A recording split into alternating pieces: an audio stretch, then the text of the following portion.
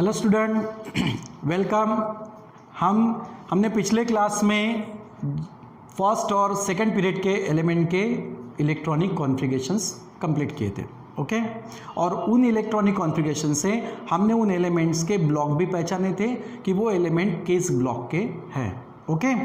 इसके आगे उसी को आगे बढ़ाते हैं, एलिमेंट्स ऑफ थर्ड पीरियड, ठीक है, एलिमेंट ऑफ थर्ड पीरियड। अब पहले पीरियड में हमने हेलियम को इनर्ट गैस एलिमेंट के तौर पे पाया था और दूसरे पीरियड में नियॉन जो था ये इनर्ट गैस एलिमेंट को हमने देखा था।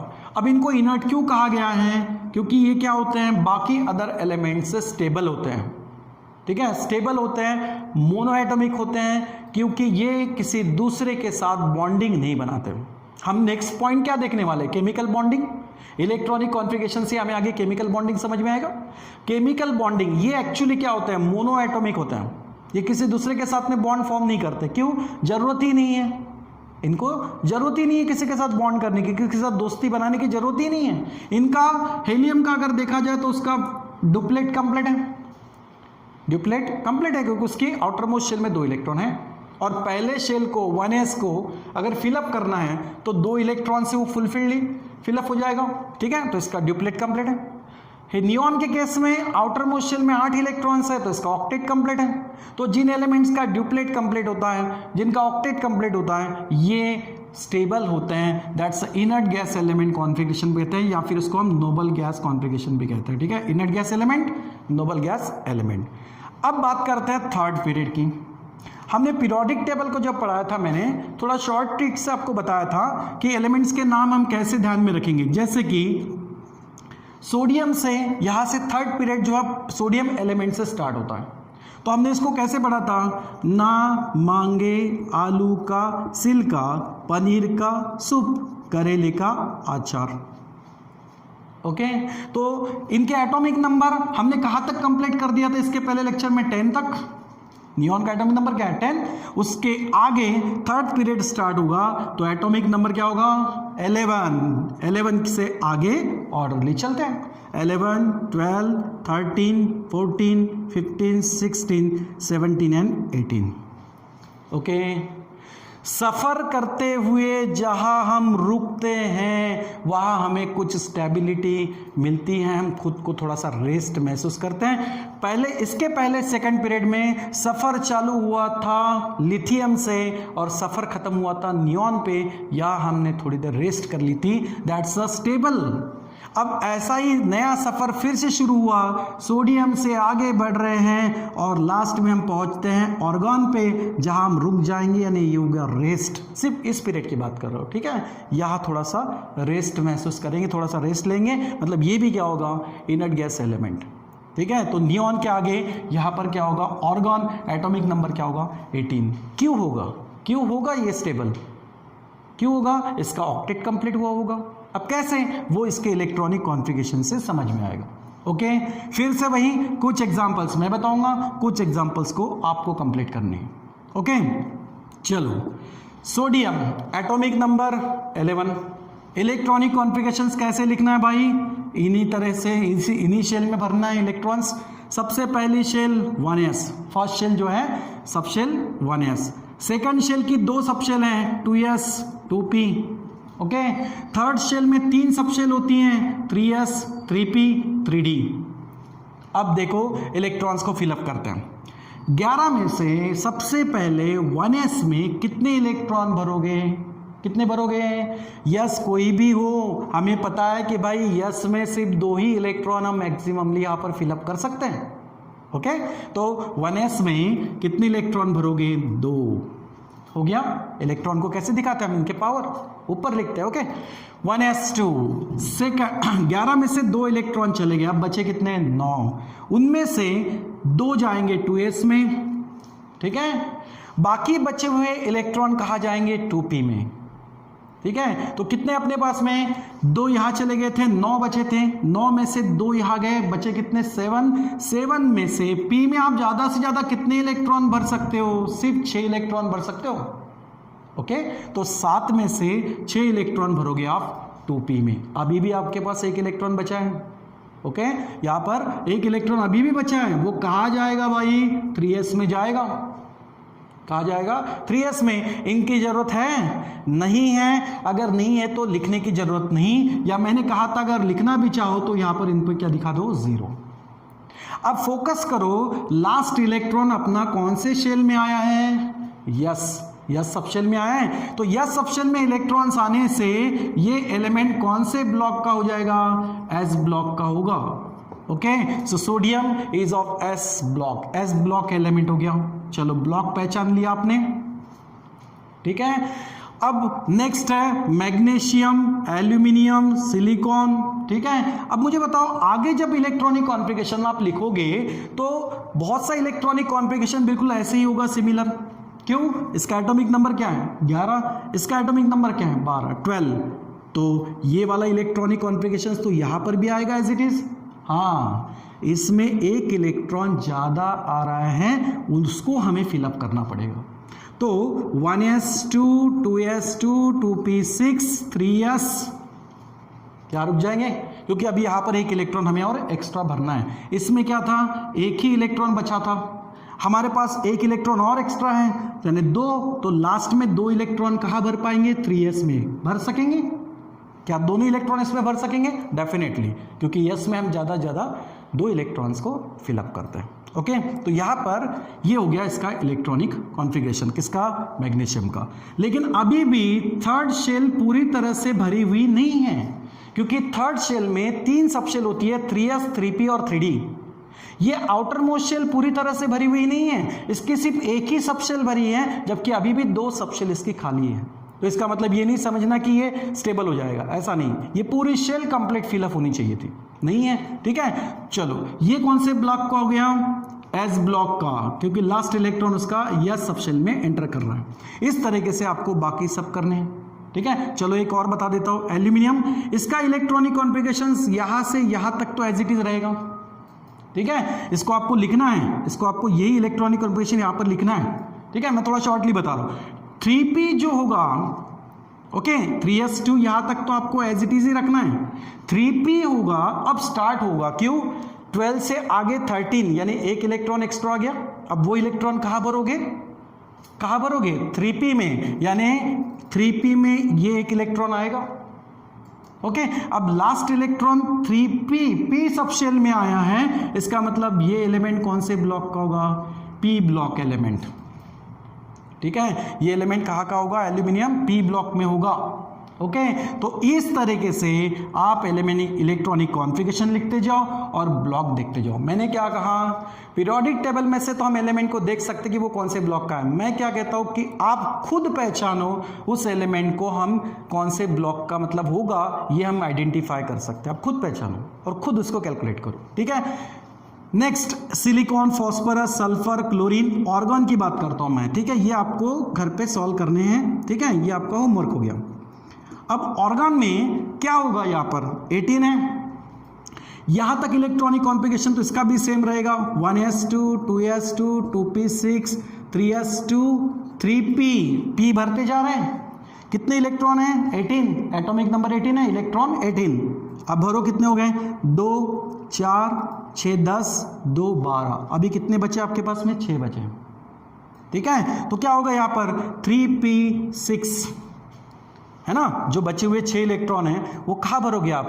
3p में, 3p6। लास्ट इलेक्ट्रॉन कौन से शेल में आया? p सब शेल में आया, तो फिर ये कौन से ब्लॉक का होगा? ये भी p ब्लॉक का ही होगा, ठीक है। समझ में आया? अब यहाँ पर ये देखो 3s, 3p1, यहाँ से p1 स्टार्ट हुआ, फिर आगे आप अगर लिखोगे तो ध्यान से प्रैक्टिस करोगे तो समझ में आ जाएगा कि क्या हुआ। 3s1, 3s2, 3p1, 3p2, 3p3, 3p4, 3p5, इस तरीके से आएगा। और यहाँ पर लास्ट में ऑर्गन में क्या होगा? 3p6 कंप्लीट होगा, ठीक है। अब इसके बाहर के शेल में देखो, यहाँ पर s कंप्लीटली फिलअप है, p कंप्लीटली फिलअप है, इसमें कितने इलेक्ट्रॉन्स होंगे? 8। ऑक्टेट कंप्लीट हो गया, तो ये ऑर्गन क्या होगा? स्टेबल। यानी हीलियम के आगे नियॉन, नियॉन से आगे फिर क्या मिलता है? ऑर्गन, ठीक है। तो और इसको शॉर्टली कैसे ध्यान में रखना वो भी कहता है मैंने, ना मांगे आलू का सिल्का, पनीर का सूप, करेले का अचार। और ऑर्गन्स का 18 एटॉमिक नंबर के इलेक्ट्रॉनिक कॉन्फ़िगरेशन के हिसाब से उसके पास कोई अनपेड इलेक्ट्रॉन या यहाँ पर बचता ही नहीं है, ठीक है, या सिंगल इलेक्ट्रॉन नहीं बचता, पूरे इलेक्ट्रॉन यहाँ पर भर दिए हैं, अभी कोई बाहर के शेल अनकम्प्लीटली फिल्ड नहीं है। तो ये क्या होता है, स्टेबल हो जाता है इसके आउटर मोस्ट इलेक्ट्रॉनिक कॉन्फ़िगरेशन से। ओके, इसके आगे और भी हैं फोर्थ पीरियड, ठीक है। तो थर्ड पीरियड तक ध्यान में आ गया आपको। ओके, अब देखो लास्ट है फोर्थ पीरियड, जो कि इन सभी से थोड़ा लॉन्ग है। इसमें कितने एलिमेंट हैं, 2, 4, 6 और 8। इसके पहले पीरियड में कितने थे, 8, सेकंड पीरियड में 8, थर्ड पीरियड में 8। अब क्या है, फोर्थ पीरियड के बारे में देखना। ओके, ठीक है, यहां तक समझ में आ गया। चलो फोर्थ पीरियड के बारे में देखते हैं।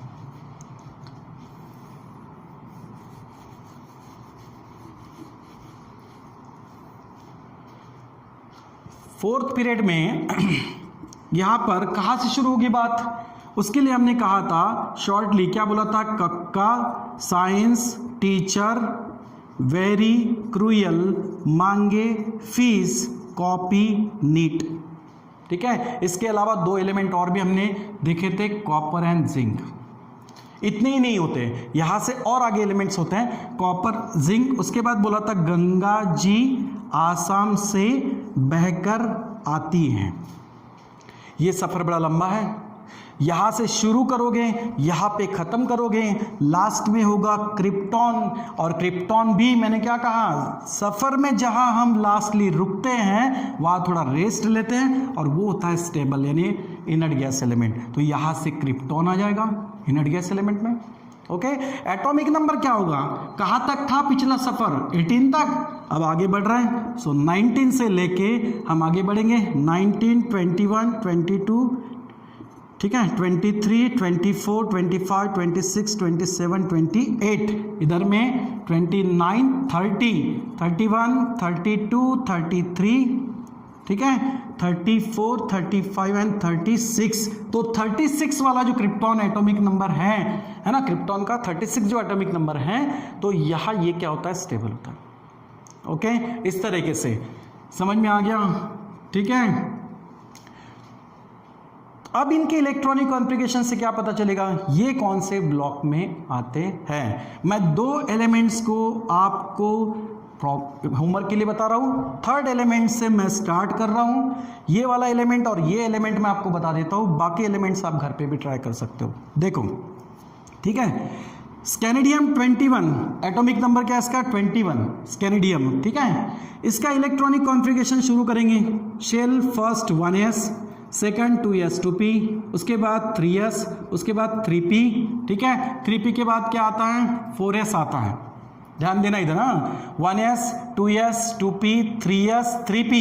हम 3p के बाद 3d लिखते हैं, लेकिन 3d के पहले आता है 4s। अब ये क्यों आता है, इसके पीछे रीजन ये है कि 4s में इलेक्ट्रॉन भरने के लिए जो एनर्जी लगती है वो कम लगती है एज कंपेयर टू 3d, ये फर्क है, ठीक है। व्हाट इट, ये समझ में है, ये अच्छे से समझना कि इलेक्ट्रॉन 4s में भरना आसान होता है, किससे, 3d से, इसलिए पहले 4s में आएंगे और 4s के बाद वो इलेक्ट्रॉन कहाँ जाएंगे, 3d में, ठीक है। अब 3s 3p 3d नहीं लिखना, यहां पर क्या लिखेंगे, पहले 4s उसके बाद लिखेंगे 3d, 4s के बाद में 3d और 3d के बाद आगे 4p लाइक दिस, इस तरीके से, ठीक है। अब देखो स्कैनेडियम कितना है, 21 atomic number, electronic configuration 1s2, 21 में से 2 गए, बचे कितने, 19, ठीक है। भरते चलो, 2s2 2p6 3s2 3p6, यहां तक मैंने भर दिया। कितने हुए हैं, 2 4 6 10 12 6 18, अभी कितने बचे, 3। ये 3 कहाँ आएंगे, 3 में से 4s में कितने इलेक्ट्रॉन जा सकते हैं, यस में सिर्फ 2 ही भरो आप, चाहे कोई भी हो, यानी 3 में से 4s में जाएंगे 2 और 3d में बचा हुआ 1 इलेक्ट्रॉन। अब ये लास्ट इलेक्ट्रॉन कहाँ एंटर्ड हुआ, कहाँ एंटर्ड हुआ, डी सबशेल में एंटर्ड हुआ। इसका मतलब ये एलिमेंट कौन से ब्लॉक का होगा, डी ब्लॉक का होगा। ओके, तो इस तरीके से आपको बाकी एलिमेंट्स भी फाइंड आउट करने हैं कि भाई वो कौन से ब्लॉक के होंगे। ठीक है। लास्ट में जब आप क्रिप्टॉन का यहाँ इलेक्ट्रॉनिक कॉन्फ़िगरेशंस दिखोगे तो क्या होगा, ये इलेक्ट्रॉनिक कॉन्फ़िगरेशंस तो यहाँ तक ऐसे ही आएगा। आप घर पे प्रैक्टिस करो। नेक्स्ट होगा 3d2 3d3 इस तरीके से आएगा। तो और क्रिप्टॉन में क्या होगा, यहाँ तक electronic configuration as it is 1s2 2s2 2p6 3s2 3p6 3p के बाद क्या है 4s और उसके बाद क्या लिखा हमने 3d। ओके तो 4s में 2 इलेक्ट्रॉन, 3d में कितना भरता है यहाँ पे 1, अपन कितने भर सकते हैं, d में भर सकते हैं 10 10। अगर मैं 10 भर दूं तो क्या कंप्लीट हो जाएगा, देखो 2 4 6 10 12 6 18 20 और ये 10 क्या हो गया 30। अभी भी यहाँ पर 3s 4s उसके बाद में क्या है 3d के बाद में क्या आएगा 4p। अभी और भी आगे बढ़ सकता है क्योंकि कितना है एटॉमिक नंबर 36। 1s2 2 4 6 10 12 6 18 20 और 10 30 ही हो। उसके बाद में क्या होगा 3d के बाद क्या आएगा 4s आएगा, ठीक है 3d के बाद क्या आएगा यहाँ पर 4p आएगा और 4p के बाद में आएगा 4d। ओके अभी कितने इलेक्ट्रॉन बचे आपके पास में 6 हैं, ठीक है। अब 6 आए तो कहाँ जाएंगे, इसमें 30 तो हो गए, बचे हुए 6 कहाँ आएंगे 4p में, तो p में हम 6 इलेक्ट्रॉन भर सकते हैं।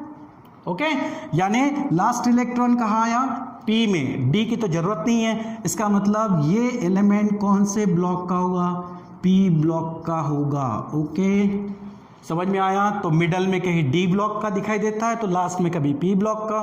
तो आपको घर पे ये सभी एलिमेंट्स ऐसे इलेक्ट्रॉनिक कॉन्फ़िगरेशन से बनाने हैं और फाइंड आउट करना है कि वो एलिमेंट किस पर्टिकुलर ब्लॉक का है। ओके इसको और भी मैं क्लियर करूंगा नेक्स्ट क्लास में, ठीक है। कुछ डाउट अगर आपके होंगे तो वो नेक्स्ट क्लास में क्लियर और हो जाएंगे, ठीक है। तब तक इसको आप घर पे प्रैक्टिस करो। आपको कुछ प्रॉब्लम्स आएंगी, दिक्कतें आएंगी इसको सॉल्व करने में, तभी हम नेक्स्ट क्लास में इसमें जो भी डाउट्स आएंगे वो हम नेक्स्ट क्लास में इसको क्लियर करेंगे, ठीक है बेटा। चलो थैंक यू।